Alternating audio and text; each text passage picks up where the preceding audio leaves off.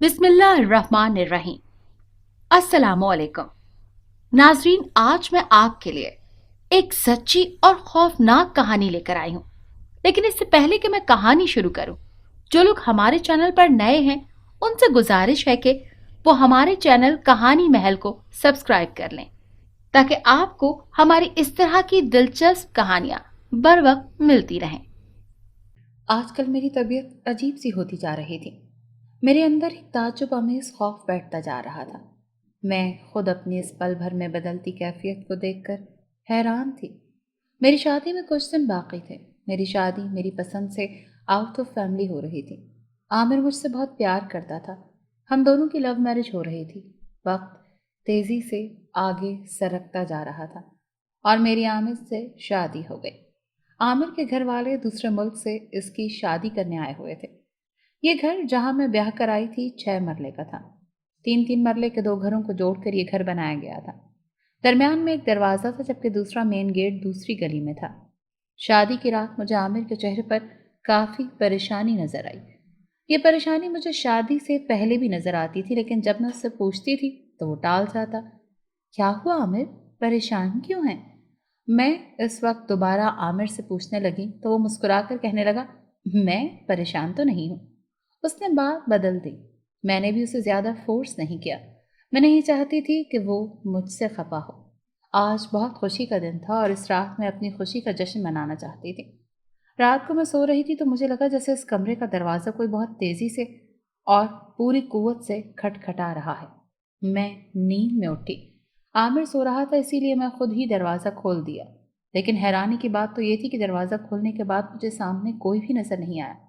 लगता है मेरा वहम है, मैंने सोचा और दोबारा जाकर सो गई। उस रात मुझे बहुत अच्छी नींद आई। जब महबूब पहलू में होता है तो नींद तो अच्छी और पुरसुकून आती ही है। अगले दिन वलीमा था। यूं ये दिन भी काफ़ी मसरूफ था। इसी तरह वक्त गुजरता रहा और मेरी शादी को 1 महीना हो गया। आज मेरे ससुराल वाले इस दिन को सेलिब्रेट कर रहे थे। अगले दिन उन्होंने वापस लंदन चले जाना था। ये रात यादगार रही थी। अगले दिन वो रवाना हो गए और इस घर में सिर्फ मैं और आमिर रह गए। अनाबिया, मैं ऑफिस जा रहा हूँ, अपना ख्याल रखना, आमिर ने मुझे कहा और ऑफिस के लिए निकल गया। मैं सोच रही थी इस घर की सफाई कर लेती हूँ। 1 महीना तो मेरी नंदों ने काम कर दिया, अब मुझे ही करना था। मैंने सफाई शुरू कर दी। सबसे पहले मैं उस दरवाजे तक आई जो 2 घरों को जोड़ता था। मैंने उसे खोलना चाहा, लेकिन मालूम हुआ कि दूसरी जानिब से दरवाजे को ताला लगा हुआ है। अब मेरे पास इस वक्त सिर्फ 3 मरले हिस्सा था। यहाँ नीचे 2 कमरे थे और ऊपर एक कमरा था और इससे ऊपर छत थी। मैंने सफाई करनी शुरू की। मैं दोपहर के वक्त फारिग हुई थी। किचन में नाश्ते के लिए सारा सामान मौजूद था। मुझे खाना बहुत शानदार बनाना आता था, सो मैंने आज बिरयानी बना ली। इसके बाद मैं नहाई और अच्छा सा तैयार हो गई। अचानक मुझे लगा जैसे दरमियान वाले दरवाजे पर दस्तक हुई है। दरमियान वाला दरवाज़ा वही था जो 2 घरों को आपस में मिलाता था। मैं हैरानी से दरवाजे को देखने लगी। इसी दौरान मेरे फ़ोन की ऊंची घंटी बजी। यकलख्त इतनी ऊंची आवाज़ पर मैं डर गई। फिर गहरी सांस ली और कमरे में जाकर फ़ोन उठाया। आमिर का फ़ोन था। वो मुझसे मेरी खैरियत और घर के बारे में पूछ रहा था। मैंने उसे बताया कि मैंने सफाई कर ली है और खाना भी बना लिया है। अच्छा सुनो आमिर, इस घर का जो दूसरा हिस्सा है वहाँ पर कोई रहता है क्या? दरमियान वाला दरवाज़ा बंद क्यों किया हुआ है? मैंने पूछा। पहले तो आमिर चौंका और फिर कहने लगा, इतने बड़े घर में हम दोनों अकेले रहकर क्या करेंगे, इसलिए मैंने उस दरवाजे को बंद किया है। इस घर के दोनों गेट की चाबियां मेरे ही पास हैं। वहाँ कोई नहीं रहता। आमिर की बात सुनकर मैं सोचने लगी कि जो आवाज़ मुझे आई थी शायद वो किसी और चीज़ की होगी। आमिर ने कहा था वो रात को जल्दी आने की कोशिश करेगा। उससे बातें करके मैंने फ़ोन बंद कर दिया। मेरे घर से भी फ़ोन आ रहा था। मैंने फ़ोन उठाया और अम्मी से बातें करने लगी। बातों के दौरान मुझे लगा जैसे दोबारा किसी ने दरमियान वाले दरवाजे पर धीमे हाथों से दस्तक दी है। इसके बाद मुझे वहां से किसी की आवाज़ आई। ऐसा लगा जैसे किसी ने मुझे अनाबिया कहा हो। मैं समझ नहीं पाई कि वह आवाज़ मर्द की थी या औरत की। अम्मी, मुझे डर लग रहा है, मैंने बेसाख्ता अम्मी से कहा। मेरे दिल में उसी अजीब से डर ने दोबारा शोर मचाना शुरू किया। आज मैं पहली बार घर में अकेली थी। अम्मी ने कहा तुम्हें जब अकेले रहने की आदत हो जाएगी ना तो डर नहीं लगेगा। थोड़ी देर में अम्मी और मेरी छोटी बहन साइफा मेरे पास आ गई। मैंने अम्मी से कहा, शुक्र है आप आ गई, अब मुझे डर नहीं लग रहा। मैंने जल्दी से उनको खाना दिया और चाय बना कर दी। مجھے بہت اچھا محسوس ہو رہا تھا۔ شام کو امی اور سائفہ گھر چلی گئیں۔ تھوڑی ہی دیر میں عامر آفس سے آ گیا۔ جب وہ آیا تو میری جان میں جان آئی۔ اب اس طرح ہونے لگا تھا کہ جب عامر اس گھر سے جاتا تو مجھے محسوس ہونے لگتا کہ اس دوسرے گھر میں کوئی موجود ضرور ہے۔ مجھے بہت ڈر لگتا تھا، میں چاہ کر بھی یہ بات عامر کو نہیں بتا پاتی تھی۔ ایک دن عامر دوپہر میں ہی آفس سے آ گیا تو میں اس سے ضد کرنے لگی کہ مجھے دوسرا گھر دیکھنا ہے۔ وہ قدرے حیران ہوا لیکن پھر وہ مجھے اس گھر میں لے گیا۔ وہ گھر تھوڑا سا مختلف طریقے سے بنا تھا۔ وہاں نیچے ایک کمرہ تھا اور اوپر 2 کمرے تھے۔ مجھے وہ گھر بھی پیارا لگا لیکن میں نے دیکھا وہاں کوئی بھی نہیں تھا۔ پورا گھر خالی تھا۔ درمیان والے دروازے کو عامر نے دونوں طرف سے لاک کر دیا۔ کیا تم یہ لاک کھلا نہیں رہنے دے سکتے؟ میں نے عامر سے پوچھا۔ میں سوچ رہی تھی اگر دروازہ کھلا رہے گا تو شاید مجھے وہم نہیں ہوگا اور ڈر نہیں لگے گا۔ میری بات سن کر عامر بولا، نہیں انابیہ، یہ گھر شاید میرے بھائی سیف کی شادی کے بعد ہی کھل سکے گا۔ سیف شادی کے بعد یہیں رہے گا۔ عامر کی بات سن کر میں خاموش ہو گئی۔ ایک تسلی تو مجھے ہو گئی تھی کہ اس گھر میں کوئی بھی نہیں رہ رہا۔ میں نے سوچا شاید جو آوازیں مجھے آتی ہیں وہ میرا وہم ہے۔ ہماری شادی کو 2 ماہ ہو گئے تھے۔ ابھی بھی مجھے عامر کے چہرے پر وہی پریشانی نظر آ رہی تھی۔ میں نے اسے پوچھا، عامر کیا تم ہماری شادی سے خوش ہو؟ میری بات سن کر وہ مسکرا دیا اور کہنے لگا، میں بہت خوش ہوں۔ میں نے اس کی آنکھوں میں دیکھا جہاں صاف نظر آ رہا تھا کہ وہ واقعی خوش ہے۔ میں مطمئن ہو گئی۔ ہماری شادی کو 3 ماہ ہو گئے تھے۔ ایک رات عامر نے مجھ سے کہا کہ میں 1 ہفتے کے لیے شہر سے باہر کام کے سلسلے میں جا رہا ہوں، تم مائکے چلی جاؤ۔ عامر کے جانے کا سن کر میں اداس ہو گئی۔ عامر نے مجھے مائکے چھوڑ دیا اور خود چلے گئے۔ میرا ایک کزن واصف بھی امی کی طرف خالہ کے ساتھ رہنے آیا ہوا تھا۔ وہ مجھ سے محبت کرتا تھا اور خالہ بھی مجھ سے بہت محبت کرتی تھیں۔ انہوں نے امی سے میرا رشتہ بھی مانگا تھا مگر میں نے انکار کر دیا۔ جب واصف کو پتہ چلا کہ میں کسی اور کو پسند کرتی ہوں اور اس سے شادی کرنا چاہتی ہوں تو یہ سن کر واصف کا دل ٹوٹ گیا تھا۔ مجھے عامر سے محبت کے رشتے میں بندھے 10 سال ہو گئے تھے، لیکن گھر والوں کو میں نے اس بارے میں 2 سال پہلے بتایا تھا۔ واصف ایک بہت اچھا لڑکا تھا، وہ ہمیشہ میری مدد کرتا تھا۔ مجھے آج دیکھ کر اسے بہت دکھ ہوا، اس کا غم تازہ ہوا تھا۔ خالہ سے اس نے کہا کہ وہ اپنے دوست کے گھر رہنے جا رہا ہے۔ تھوڑی ہی دیر میں وہ گھر سے چلا گیا۔ مجھے بہت دکھ ہوا۔ میری بہن سائفہ نے بتایا کہ امی سائفہ اور واصف کے رشتے اور شادی کی بات کر رہی تھی۔ خالہ نے تو کوئی اعتراض نہیں کیا لیکن واصف کو اعتراض تھا۔ آپی، میں خود واصف بھائی سے شادی نہیں کرنا چاہتی، میں نے امی کو بتا دیا ہے۔ سائفہ کی بات سن کر میں اسے سمجھانے لگی لیکن وہ اسی ضد میں تھی کہ واصف سے شادی نہیں کرے گی۔ میں کافی دنوں بعد مائکے رہنے آئی تھی۔ امی، میری بہن اور ابو میرا بہت خیال رکھ رہے تھے۔ اس رات خالہ ہمارے پاس رک گئیں اور اگلے دن واپس چلی گئیں۔ میرا دل بہت گھبرا رہا تھا۔ میں نے عامر کو فون کیا۔ اس نے کہا وہ مجھ سے 1 ہفتے بعد نہیں کر سکتا کیونکہ وہ کام میں مصروف ہے۔ میں بہت اداسی محسوس کر رہی تھی۔ اس 1 ہفتے میں میرا دل بہت اداس رہا اور ایک اندیکھے انجانے سے خوف کے حصار میں رہا۔ 1 ہفتے بعد عامر مجھے لینے آ گیا۔ اسے دیکھ کر میرا دل محسوس ہو گیا۔ مجھے اپنے گھر آ کر سکون مل رہا تھا۔ عامر صبح آفس جاتے اور رات کو واپس آتے۔ کچھ دنوں سے میں نوٹ کر رہی تھی کہ اس گھر کے دوسرے حصے سے عجیب و غریب سی آوازیں سی آنے لگی تھیں، جیسے کسی کے چلنے پھرنے کی ہو، برتنوں کی، کبھی لگتا کوئی برتن چھیڑ رہا ہے، کبھی کسی چیز کی آواز آتی تو کبھی کسی چیز کی۔ میرا ڈر بڑھتا جا رہا تھا۔ میرے گھر سائفہ بھی آئی ہوئی تھی، اس نے بھی آوازیں نوٹ کی۔ اب مجھے یقین آ چکا تھا کہ یہ سب وہم نہیں ہے، سو مجھے عامر سے بات کرنی چاہیے۔ اس رات عامر گھر آیا تو میں نے اس کو بتایا کہ کچھ دنوں سے مجھے اس گھر سے آوازیں آ رہی ہیں۔ پہلے تو وہ پریشان ہوا لیکن پھر کہنے لگا کہ اس نے وہ مکان کرائے پر دے دیا ہے کیونکہ اسے پیسوں کی ضرورت تھی۔ میں نے عامر سے پوچھا کہ تمہیں مجھے یہ سب کچھ پہلے بتانا چاہیے تھا۔ آگے سے اس کا جواب آیا، میں بھول گیا تھا۔ میں شکر کر رہی تھی کہ اب میرا ڈر کم ہو جائے گا۔ میں نے عامر سے کہا کہ اگر اس گھر میں کوئی لڑکی آئی ہے تو میں اس سے دوستی کرنا چاہوں گی تاکہ جب تم آفس جایا کرو تو میرا دل لگا رہے۔ یہ سن کر عامر نے انکار کر دیا اور کہا کہ تمہیں کسی سے دوستی کرنے کی ضرورت نہیں ہے۔ یہ سن کر میں بہت اداس ہو گئی۔ اس طرح دن گزرتے گئے۔ اب تو عامر راتوں کو گھر سے غائب ہونے لگا تھا۔ مجھے پتہ بھی نہیں چلتا تھا۔ ایک رات میری آنکھ کھلی تو میں نے دیکھا وہ بستر سے اٹھ کر کہیں جا رہا تھا۔ میں نے چپکے سے اس کا پیچھا کیا تو معلوم ہوا کہ وہ گھر سے باہر گیا ہے۔ دوسرے مین گیٹ سے وہ اس گھر کے دوسرے حصے میں داخل ہوا۔ میں گھر واپس آ گئی۔ مجھے حیرانی تھی کہ وہ اتنی رات کو دوسرے گھر کیوں گیا ہے۔ اسی طرح میں نے 3 راتوں تک اس کا پیچھا کیا۔ وہ اس دوسرے گھر چلا جاتا اور کافی دیر کے بعد واپس آتا۔ یہ بات مجھے پریشان کر رہی تھی۔ ایک دن میں نے بہانے سے اس سے پوچھا کہ وہ راتوں کو کدھر چلا جاتا ہے۔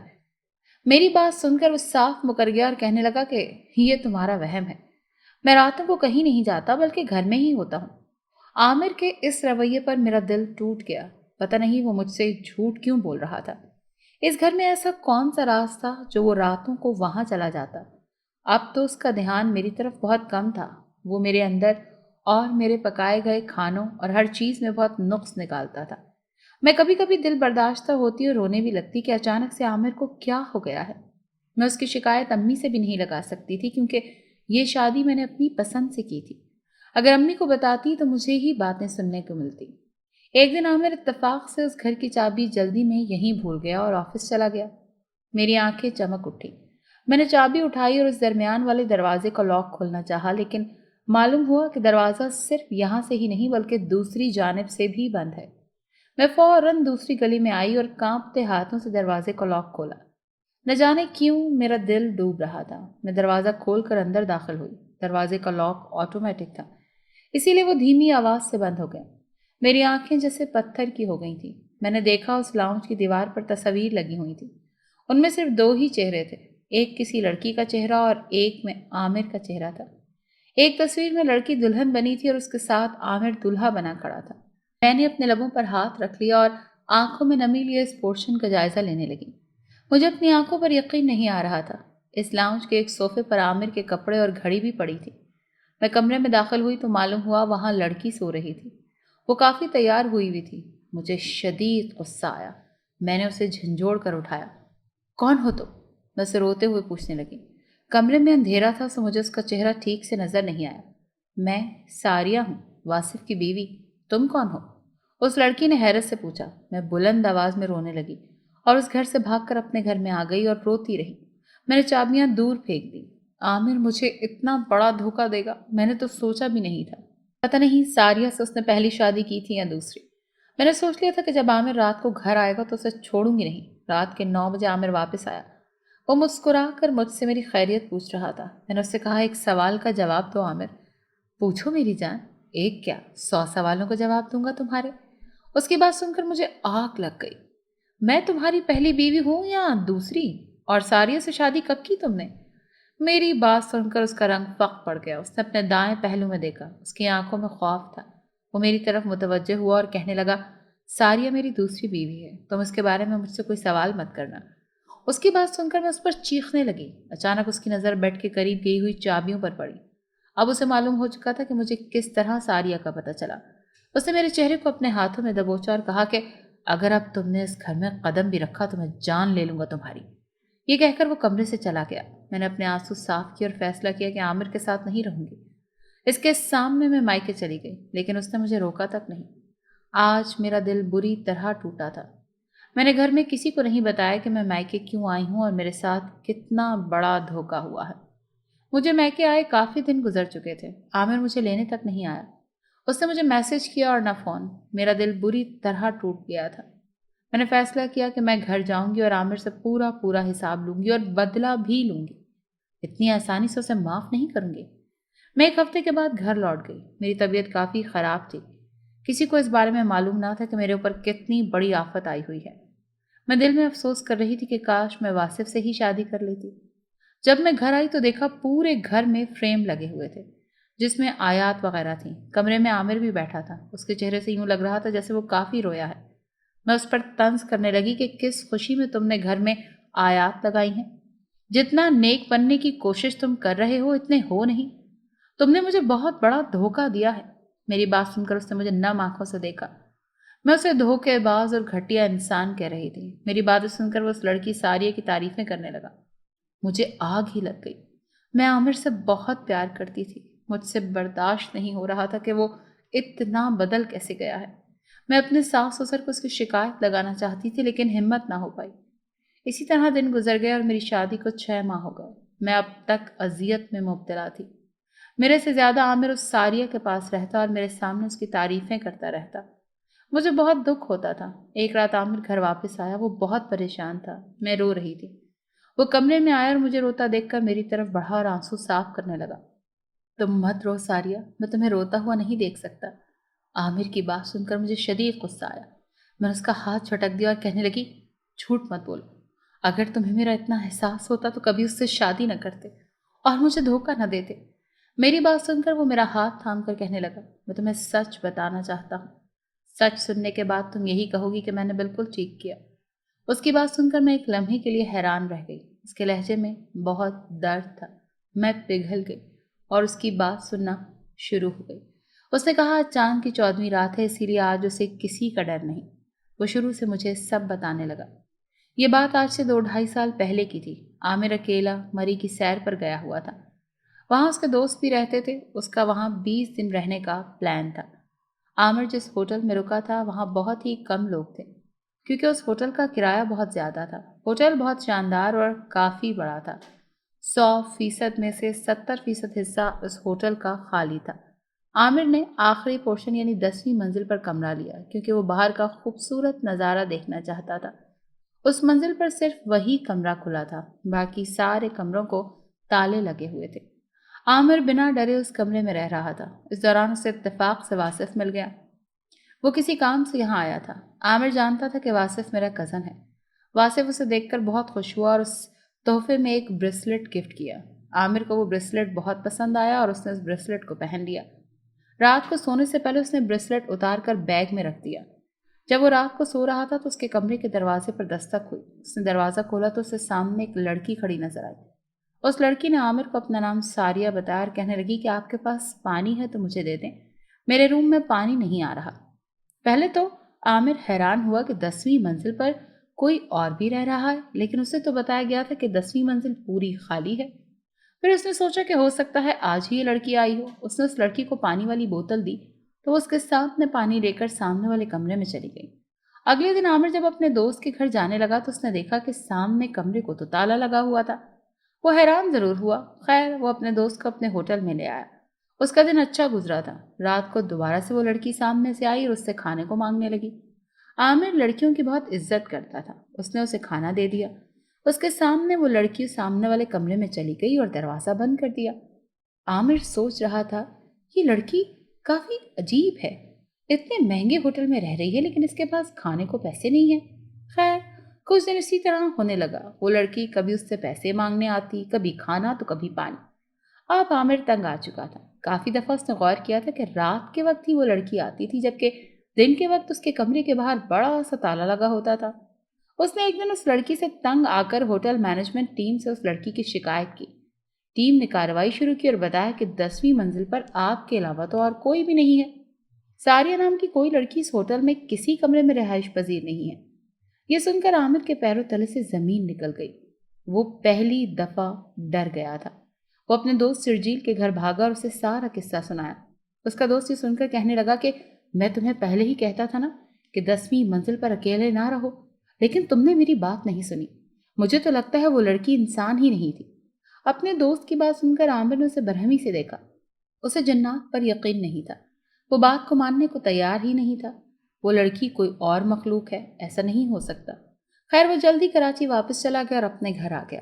وہ اکیلا ہی رہتا تھا کیونکہ اس کے خاندان والے لندن میں تھے۔ وہ لڑکی ساریہ اب اس کے گھر بھی آنے لگی تھی۔ اس نے ایک دن عامر کو بتایا کہ میں ایک جن زادی ہوں اور تم پر عاشق ہوں۔ یہ سن کر عامر کی دنیا ہل گئی۔ وہ اپنے گھر عامل صاحب کو لے کر آ گیا۔ ان کا کہنا تھا کہ وہ جنزادی بہت خطرناک ہے اور کسی خاص مقصد سے آئی ہے۔ خیر عامل صاحب نے اس گھر میں دم کر دیا، جس وجہ سے وہ اس گھر میں کم آنے لگی، لیکن اس کے دوسرے گھر کے حصے میں اس جنزادی کی آوازیں آتی تھیں۔ عامر کو لگتا تھا جب وہ مجھ سے شادی کر لے گا تو وہ جنزادی اس کی زندگی سے ہمیشہ کے لیے دور ہو جائے گی۔ وہ جنزادی ساریہ سے تنگ آ چکا تھا۔ عامر نے مجھ سے شادی کر لی لیکن وہ جنزادی اس پر مزید قابض ہو گئی۔ عامر دعا کرتا تھا کہ ابھی اس کے ہاں بچہ نہ ہو، ورنہ وہ جنزادی مجھے اور ہمارے بچے کو نقصان پہنچا دے گی۔ یوں اس نے مجھے جھوٹ بول کر میکے بھجوا دیا۔ خود اس نے بہانہ بنایا کہ وہ آفس کے کام کے سلسلے میں جا رہا ہے۔ پیچھے سے اس نے عامل صاحب سے رابطہ کیا اور بتایا کہ وہ جنزادی اسے اپنے آس پاس ہر وقت بھٹکتی ہوئی نظر آتی ہے، اسی لیے وہ انابیہ سے ٹھیک سے بات بھی نہیں کر سکتا۔ عامل صاحب نے یہ سب باتیں سن کر اسے مشورہ دیا کہ اب اس جنزادی کی یہی خواہش ہے کہ تم اس سے شادی کر لو، اسی لیے تم اس سے شادی کر ہی لو، اس طرح ہم اس جنزادی کو جلد قابو میں کر لیں گے، یوں نہ وہ تمہیں نقصان پہنچا سکے گی اور نہ انابیہ کو۔ عامر نے دل پر پتھر رکھ کر ساریہ جنزادی سے شادی کا سوچ لیا۔ وہ اکثر خوابوں میں دیکھتا تھا کہ ساریہ انابیہ کو یعنی مجھے نقصان پہنچا رہی ہے۔ وہ نہیں چاہتا تھا کہ میں نقصان میں جاؤں، اسی لیے اس نے مجھے بتائے بنا ساریہ سے شادی کر لی۔ وہ مجھے سچ بتا کر پریشان اور اذیت میں نہیں ڈالنا چاہتا تھا، لیکن اس جنزادی نے دھوکے سے مجھے پتہ لگوا دیا کہ عامر شادی کر چکا ہے۔ وہ میرے اور عامر کے درمیان نفرت ڈالنا چاہتی تھی۔ عامر جان بوجھ کر میرے سامنے ساریہ کی تعریفیں کرتا تھا کہ ساریہ کا دھیان بھٹک جائے کہ عامر تو اسے پسند کرنے لگا ہے، وہ یوں مجھے نقصان نہیں پہنچائے گی۔ عامر کی باتیں سن کر میری آنکھوں سے آنسو بہہ نکلے۔ مجھے عامر کے ہر لفظ میں سچائی نظر آ رہی تھی۔ میں کچھ بولنے کے قابل نہ رہی۔ مجھے بہت دکھ تھا کہ میں نے عامر کے بارے میں اتنا برا سوچا۔ اس سے پہلے کہ میں کچھ بولتی مجھے زوردار چکر آیا اور میں بے ہوش ہو گئی۔ عامر مجھے پکارتا رہا۔ اس نے گاڑی نکالی اور مجھے اسپتال لے گیا۔ وہاں تشخیص ہوئی کہ میں پریگننٹ ہوں۔ یہ سن کر میں اور عامر بہت خوش ہوئے۔ لیڈی ڈاکٹر نے کچھ ہدایات اور ادویات لکھ کر دی۔ عامر وہ سب کچھ لے آیا۔ اس نے مجھے گاڑی میں بٹھایا۔ انابیہ، تم اپنے میکے چلی جاؤ۔ اگر اس جنزادی کو خبر ملی تو اچھا نہیں ہوگا۔ میں عامل صاحب سے دوبارہ رابطہ کرتا ہوں۔ تم اب تب واپس آنا جب میں اور عامل صاحب اس جنزادی کا خاتمہ کر دیں۔ عامل کی بات سن کر میں رونے لگی۔ میں نے اس سے معافی مانگی اور کہا کہ تم مجھ سے سچی محبت کرتے ہو۔ اس نے مجھے یقین دلایا کہ وہ مجھ سے سچی محبت کرتا ہے۔ میں عامر کو اکیلے چھوڑ کر نہیں جانا چاہتی تھی، لیکن اس نے مجھے کہا کہ میرے ساتھ عامل صاحب ہوں گے، اس لیے تم فکر مت کرو۔ مجھے اب سکون تھا۔ اس نے کہا آج چاند کی 14ویں تاریخ ہے، اسی لیے وہ جنزادی اپنی دنیا میں گئی ہوئی ہے۔ میں تمہیں میکے چھوڑنے جا رہا ہوں، لیکن اس سے پہلے تم اپنا ضروری سامان لے لو۔ یہ کہہ کر اس نے گھر کی طرف گاڑی موڑ لی۔ میں نے جلدی جلدی اپنا ضروری سامان رکھا اور عامر نے مجھے میکے چھوڑ دیا۔ جب گھر والوں کو پتہ چلا کہ میں ماں بننے والی ہوں تو وہ بہت خوش ہوئے۔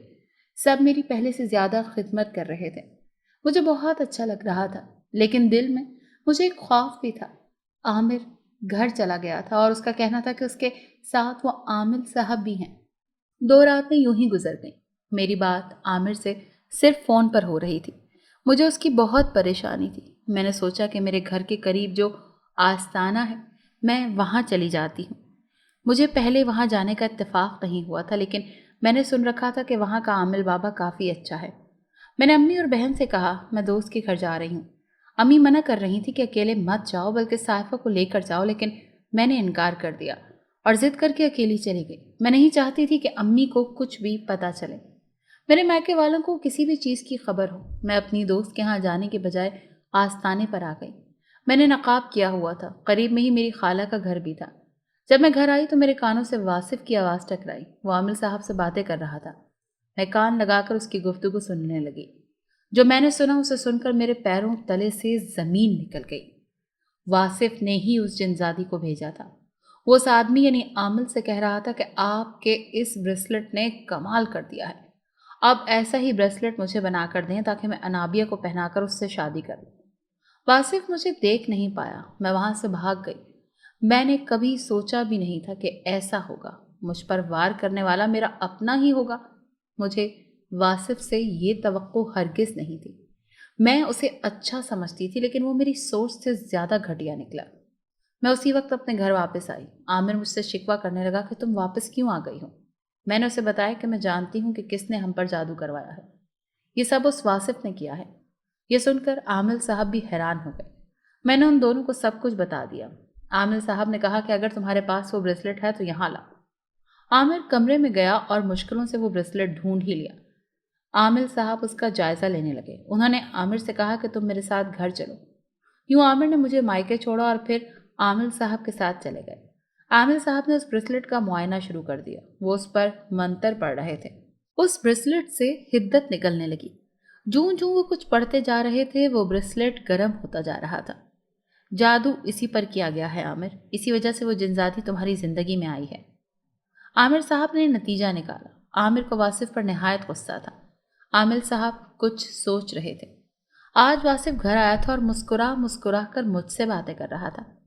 اچانک اس نے اداس چہرہ بنا لیا اور مجھے ایک ڈبی دے کر کہنے لگا، یہ میری طرف سے تمہارے لیے ایک چھوٹا سا تحفہ ہے، پلیز منع مت کرنا، اسے قبول کر لو۔ बॉक्स पकड़ाकर वो कमरे से बाहर चला गया। मैंने उसे खोला तो उसमें से एक और ब्रेसलेट निकला। मैं डर गई थी। उसकी तस्वीर खींचकर मैंने व्हाट्सएप पर आमिर को भेजी और बताया कि वासिफ आया था। वो ब्रेसलेट हूबहू पहले वाले ब्रेसलेट जैसा था। आमिर ने मुझे कहा कि आमिर साहब कह रहे हैं कि इस ब्रेसलेट को आग में जला देना। ये सुनकर मैं सबसे निगाहें बचाकर छत पर गई और उस ब्रेसलेट को कुछ लकड़ियां जमा करके अंदर डाला और आग लगा दी। थोड़ी ही देर में ब्रेसलेट का नामो निशान मिट गया। वो रात सुकून से गुजर गई। अगले दिन जिनजादी वापस आ गई। आमिर साहब ने अपने घर वापस आ गए थे। आमिर ने अपने बाजू पर छुपाकर एक धागा पहन लिया था ताकि वो उस जिनजादी के शर से महफूज रहे। मेरा दिल करता है तुम्हें अपने साथ अपनी दुनिया में ले जाऊं, सबसे दूर ले जाऊं तुम्हें। वो जिनजादी आमिर का हाथ पकड़े हुए बोली। आमिर मुस्कुरा दिया था। उसे वही सब करना था जैसा आमिर साहब ने कहा था। उसे इस वक्त जिनजादी का ध्यान भटकाना था। मैं भी तो यही चाहता हूँ सारिया। मुझे ये बात समझ आ गई है कि अनाबिया मेरे लिए ठीक नहीं है, बल्कि तुम ही हो जो मेरे दिल की मालिका हो। आमिर ने उसकी खुशामद की। वो जिनजादी वाकई खो सी गई। मैं कल तुम्हें लेने आऊंगी आमिर, और हम दोनों हमेशा के लिए जन्नात की दुनिया में चले जाएंगे और वहां नई जिंदगी शुरू करेंगे। जिनजादी ने कहा। मैं भी तो कब से इसी बात का इंतजार कर रहा था। मुझे कल का इंतजार रहेगा, आमिर शहद लहजे में बोला। वो जिनजादी उसकी बातों से उस पर मजीद आशिक हो गई और उसे कुछ सोचने समझने का मौका न मिला। वो यही सोचे जा रही थी कि कल आमिर को अपनी दुनिया में ले जाएगी। मैं इस वक्त कमरे में सो रही थी। मेरे साथ अम्मी और साइफा थी। अचानक मेरी आंख खुली और मैंने देखा कि कमरे में कोई आया है। इसके बाद उसने मेरे कान में सरगोशी की। मेरे साथ दूसरे कमरे में आओ, मुझे तुमसे बात करनी है। वो आवाज़ आमिर की थी। मैं हैरान हुई कि आमिर इतनी जल्दी आ गए। मैं पागलों की तरह उठी और शोर किए बिना दूसरे कमरे में आ गई, लेकिन वहां आकर देखा आमिर तो यहाँ था ही नहीं। मैंने उसे हर जगह ढूंढ लिया लेकिन वो कहीं नहीं था। मैं आयतल कुर्सी पढ़ पढ़कर खुद पर फूंकने लगी और आकर कमरे में लेट गई। ये उस सारिया जिनजादी की कोई चाल भी हो सकती है। मुझे समझ आ गया था, इसीलिए मुझे मोहतात रहना था। मैंने आमिर को नहीं बताया था। अगर बता देती तो उनके लिए मजीद परेशानी का बायस बनती। अगले दिन वो जिनजादी आमिर को अपने साथ अपनी दुनिया में ले आई। आमिर वैसे ही कर रहा था जैसा आमिर साहब ने कहा था। उसने मुझे मैसेज कर दिया कि वो जब वापस लौटेगा तो मुझे ले जाएगा। मैंने जानेमाज बिछाई और उसकी सलामती के लिए दुआ करने लगी। मैंने दुआ के लिए हाथ उठाए हुए थे और एक ही दुआ कर रही थी कि या अल्लाह आमिर की हिफाजत करना। 3 दिन इसी तरह गुजर गए। मेरा दिल बहुत घबरा रहा था। मैंने आमिर को फ़ोन किया लेकिन उसका नंबर बंद जा रहा था। मेरा दिल मुसलसल घबरा रहा था। मुझे घर चले जाना चाहिए, मैं इधर नहीं रह सकती, मैंने सोचा और फिर घर चली गई। आमिर ने मुझे मना किया था लेकिन मैं रुक ना सकी। सैफा मेरे साथ जाना चाह रही थी लेकिन मैंने उसे मना कर दिया। जब मैं घर आई तो ये घर खाली था। दूसरे घर को ताला लगा हुआ था। यहाँ आकर मुझे अजीब सी वहशत हो रही थी। आओ आओ हम मेरी इस दुनिया में दोबारा से शादी करते हैं, और अब जब वापस जाएंगे तो तुम उस अनाबिया को तलाक दे देना, वादा करो। वो जिनजादी आमिर से कहने लगी। हाँ, वादा करता हूँ, मैं तलाक दे दूंगा उसे, तुम फिक्र ना करो। आमिर अपने पीछे चाकू छुपाते हुए बोला। इस खंजर से उसे जिनजादी पर वार करना था लेकिन बदकिस्मती से उसे वो चाकू अपनी जेब में छुपाना पड़ा। ये वक्त अभी उस जिनजादी को मारने का ना था। वो उसे अपने कमरे में ले आई। ये कमरा बहुत ही खौफनाक था, जहां आकर आमिर को भी डर लग रहा था। रूसी लिबास जिनजादी सारिया ने पलंग पर रखा हुआ था। लिबास पहनकर सारिया उसे जन्नात की दुनिया की सैर पर ले गई। आमिर उसके साथ जबरदस्ती जा रहा था। उसने दूसरा लिबास पहन लिया और वो चाकू के पहले वाले कपड़ों में छुपा लिया। वो सख्त परेशान हुआ। तुम सिर्फ मेरे हो, सिर्फ मेरे, जिनजादी उसे बताती जा रही थी। वो ब्रेसलेट आमिर साहब के पास रखा हुआ था। वो अमल करने घर आए तो मुझे वहां पाया। मुझे देखकर वो हैरान रह गए। बेटा, तुम यहाँ क्यों आई हो? जानती हो ना यहाँ खतरा है। आमिर ने मना किया था ना, उन्होंने मुझसे पूछा। मेरा दिल बहुत घबरा रहा था। प्लीज मुझे वापस जाने का मत कहिए। आमिर ठीक है ना? वो कब वापस आएगा? मैंने तड़प कर उनसे पूछा। आमिर साहब ने मुझे हौसला दिया कि सब ठीक हो जाएगा। मैं अपने कमरे में बैठी हुई दुआ कर रही थी। मैंने जायनमाज बिछाया हुआ था। आमिर साहब दूसरे घर में थे। अचानक मुझे लगा जैसे میرے کمرے میں کوئی آیا ہے۔ میں نے دیکھا تو سامنے عامر تھا۔ میرے دل کو کچھ ہوا، اس کی آنکھیں سرخ رنگ کی تھی۔ وہ عامر نہیں ہو سکتا۔ میں نے پڑھائی تیز کر دی۔ اس کی آنکھیں سرخ ہوتی جا رہی تھی۔ دیکھتے ہی دیکھتے وہ اپنے اصل روپ میں آ گیا۔ وہ وہ بہت ڈراونا تھا۔ میری چیخیں نکل گئیں۔ میں ڈر کے مارے رو رہی تھی۔ درمیان والا دروازہ کھلا ہوا تھا۔ عامر صاحب بھاگ کر آئے۔ بیٹا تم ٹھیک ہو؟ انہوں نے مجھ سے پوچھا۔ میرا دل کہہ رہا تھا مجھے انہیں سچ بتا دینا چاہیے۔ 2 بار مجھے عامر کے روپ میں کوئی نظر آیا۔ میں نے انہیں سچ بتا دیا۔ یہ سن کر وہ پریشان ہو گئے۔ بیٹا تم نے اس بریسلٹ کو اچھی طرح جلا دیا تھا نا؟ انہوں نے مجھ سے پوچھا۔ میں نے اس بات میں سر ہلایا۔ وہ مزید سوچنے لگے۔ اس رات عامر صاحب دوسرے کمرے میں رہے جبکہ میں اپنے کمرے میں تھی۔ تیسری دفعہ مجھے ایک بار پھر عامر نظر آیا تو میں سو رہی تھی۔ میں نے دیکھا میرے پہلو میں کوئی لیٹا ہوا ہے۔ میں نے دیکھا تو پتہ چلا وہ عامر کی شکل میں کوئی تھا۔ وہ میرا بازو پکڑ کر مجھے گھسیٹنے لگا۔ میں چیخنے لگی۔ وہ بنا رکے مجھے کہیں لے جانے لگا۔ میں روتے ہوئے چیخ رہی تھی۔ شکر تھا کہ عامر صاحب آ گئے تھے۔ انہوں نے اس جنزادے سے کہا کہ چھوڑ دے اسے ورنہ تجھے مار ڈالوں گا۔ یہ کہہ کر انہوں نے تسبیح پڑھنا شروع کی۔ وہ جنزادہ میرا بازو چھوڑ کر بھاگ گیا۔ بیٹا تمہیں چوٹ تو نہیں آئی؟ عامر صاحب نے میری طبیعت کے پیش نظر پوچھا۔ میں نے نفی میں سر ہلایا۔ شکر ہے کہ تم ٹھیک ہو۔ عامر صاحب نے مجھے کمرے میں بٹھایا اور خود کھڑے ہو گئے۔ یاد کرنے کی کوشش کرو انابیہ، کچھ تو ہوگا تمہارے پاس جو یہ جنزادہ تمہارے پاس بار بار آ رہا ہے۔ شاید واصف نے تمہیں کچھ اور بھی دیا ہو، عامر صاحب نے کہا۔ میں سوچنے لگی۔ میں نے اپنا پرس اٹھایا اور اس میں کچھ ٹٹولنے لگی۔ سرخ رنگ کا ایک باکس مجھے ملا تھا۔ اس میں ہی وہ بریسلٹ ڈال کر اس نے مجھے دیا تھا۔ میں نے ان کو وہ باکس دیا اور کہا کہ عامر صاحب یہ باکس واصف نے مجھے دیا تھا۔ اسی میں وہ بریسلٹ تھا جسے میں نے جلا دیا۔ عامر صاحب نے اس باکس کو مجھ سے لیا اور ٹٹولنے لگے۔ اس باکس کو انہوں نے مزید کھولا تو اس میں سے ایک اور بریسلٹ نکل آیا۔ یہ خفیہ جگہ پر رکھا گیا تھا۔ میں واصف کے شاطر دماغ پر حیران رہ گئی۔ مجھے لگتا تھا اس بریسلٹ پر جادو کیا گیا ہے اور جو بریسلٹ تم نے جلایا ہے وہ معمولی تھا۔ عامر صاحب نے اندازہ لگایا۔ آؤ اسے جلا دیتے ہیں، پھر دیکھتے ہیں کیا ہوتا ہے۔ عامر صاحب نے کہا اور ہم نے اس بریسلٹ کو آگ میں رکھ کر جلا دیا۔ اس کے بعد رات کا انتظار ہو رہا تھا۔ ایک رات گزر گئی لیکن کوئی جنزادہ نہ آیا۔ اب مجھے سکون تھا۔ عامر کی اب تک کوئی خبر نہیں تھی۔ اسے گئے ہوئے 5 دن ہو گئے تھے۔ میں دن رات اس کے لیے دعائیں کر رہی تھی۔ مجھے اس کی بہت فکر تھی۔ میں دعا کر کے فارغ ہوئی تھی جب مجھے امی کی کال آئی۔ میں نے فون اٹھایا۔ امی کافی رو رہی تھیں۔ ان کا کہنا تھا واصف ہسپتال میں ہے، اس کی حالت بہت تشویشناک ہے۔ امی مجھے اپنے پاس بلا رہی تھی۔ میں دل میں کہہ رہی تھی اللہ کرے واصف مر ہی جائے۔ میں نے عامر صاحب کو بتایا۔ انہوں نے کہا یہی صحیح موقع ہے، تم اس سے اکیلے میں بات کرو، اس جادو کا توڑ وہی بتا سکتا ہے۔ میں نے ایسا ہی کیا اور امی کے گھر چلی گئی۔ ہم اسپتال پہنچ چکے تھے۔ میں نے دیکھا واصف بہت تکلیف میں تھا، اس کا کافی جسم جل چکا تھا۔ میں نے سب سے کہا مجھے اکیلے میں اس سے کچھ بات کرنی ہے۔ میرے دل میں اس کے لیے ہمدردی کے تو کوئی جذبات موجود نہیں تھے۔ اس نے میرے ساتھ جو کیا میں اسے کبھی معاف کرنے والی نہیں تھی۔ واصف مجھے بتاؤ وہ جنزادی عامر سے کیسے دور ہوگی؟ اگر تم نے مجھے نہ بتایا تو تم ابھی ہی اپنی موت کا نظارہ کرو گے۔ میں نے اپنے پرس سے چاقو نکالتے ہوئے اسے دکھایا۔ میں جانتی تھی کہ واصف اتنی آسانی سے منہ نہیں کھولے گا، اسی لیے اسے ڈرانے کے لیے میں نے اسے چاقو دکھایا۔ مجھے دیکھ کر وہ ڈر گیا۔ میں نہیں جانتا کہ وہ کس طرح مرے گی۔ تم اس جادوگر سے رابطہ کرو، مجھے معاف کر دو۔ میں نے بہت غلط کیا تمہارے ساتھ۔ وہ مشکل سے بول رہا تھا۔ میں بھاگ کر کمرے سے نکل گئی۔ مجھے جو کرنا تھا جلدی کرنا تھا، زیادہ وقت نہیں تھا۔ واصف سے مجھے کچھ پتہ نہیں چل سکا تھا۔ میں سیدھا اس جادوگر کے پاس گئی اور اس کو چاقو دکھا کر کہنے لگی کہ وہ جلدی سے مجھے جادو کا توڑ بتا دے ورنہ میں اسے مار ڈالوں گی۔ میری جرت دیکھ کر وہ ہنسنے لگا۔ اس نے اپنے جنات چیلوں کو بلایا کہ اسے اپنی دنیا کے ذرا نظارے کرواؤ۔ جنات وہاں حاضر ہو گئے تھے۔ وہ بہت خوش تھے۔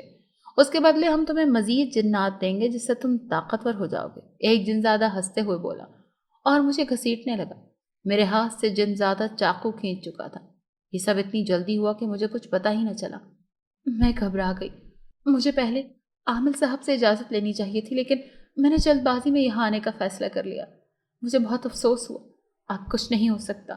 وہ جنات مجھے اپنے ساتھ اپنی دنیا میں لے گئے۔ میں بھاگ رہی تھی۔ یہ دنیا بہت خوفناک تھی۔ مجھ سے تو بھاگا بھی نہیں جا رہا تھا۔ پیٹ درد ہونے لگا۔ میں اللہ سے دعائیں کر رہی تھی کہ مجھے عامر کو اور میرے بچے کو بچا لے۔ بھاگتے بھاگتے ایک میں خوبصورت سی جگہ پر آ گئی۔ یہاں سب کچھ بہت خوبصورت تھا۔ معلوم ہوا یہ مسلمانوں کی دنیا تھی۔ میں تھک گئی تھی، چلنے کی ہمت نہ تھی، سو گر گئی۔ مسلمان جنات میری طرف متوجہ ہوئے۔ کچھ جن زادیاں مجھے ایک حویلی میں لے گئیں۔ میں نے غور کیا کہ وہ جنات جو میرے پیچھے پڑے تھے یہاں نہیں آ سکتے تھے۔